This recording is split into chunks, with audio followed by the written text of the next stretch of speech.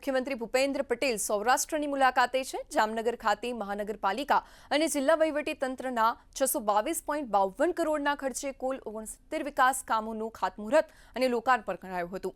મુખ્યમંત્રીએ કાર્યક્રમને સંબોધતા જણાવ્યું હતું કે પ્રધાનમંત્રી નરેન્દ્ર મોદીએ દેશના સૌથી સુખાકારીનો યજ્ઞ આદર્યો છે। છેલ્લા 3 દિવસમાં સૌરાષ્ટ્રને 1846 કરોડ રૂપિયાના વિકાસ કામોની ભેટ મળી છે। તેમણે ઉમેર્યું કે રાજ્યનો આર્થિક પાયો મજબૂત બન્યો હોવાથી હવે કરોડોના વિકાસ કામો ફટાફટ કાર્યવંત બનશે।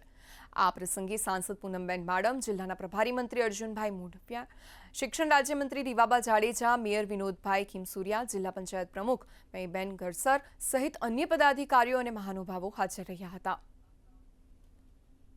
સૌરાષ્ટ્રના પેરિસ છોટે કાશી એવા જામનગરમાં 622 કરોડ રૂપિયા એમ છેલ્લા 3 દિવસમાં 1846 કરોડ રૂપિયાના વિકાસ કામોની ભેટ મળી છે। માનનીય વડાપ્રધાનશ્રીએ જે વિકાસની રાજનીતિ શરૂ કરી છે એના કારણે આપણા બધાના મગજમાં આવ્યું છે અને એમણે કરી બતાવ્યું છે।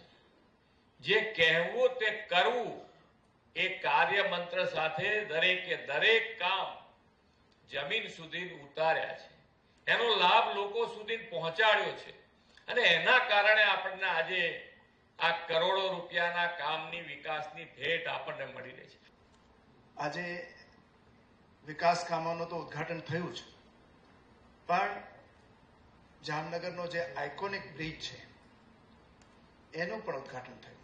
લાંબામાં લાંબો સૌરાષ્ટ્રનો બ્રિજ હશે, પણ એની સાથે તમે દ્વારકાથી આવો અને બાયપાસ જવાને બદલે શહેરમાં આવો તો એક છેડેથી બીજે છેડા સુધી કોઈ જગ્યાએ બ્રેક માર્યા વગર આખા જામનગરને મધ્યમાંથી પસાર થઈ જવાય એવો બ્રિજ શાયદ ગુજરાતમાં એક પણ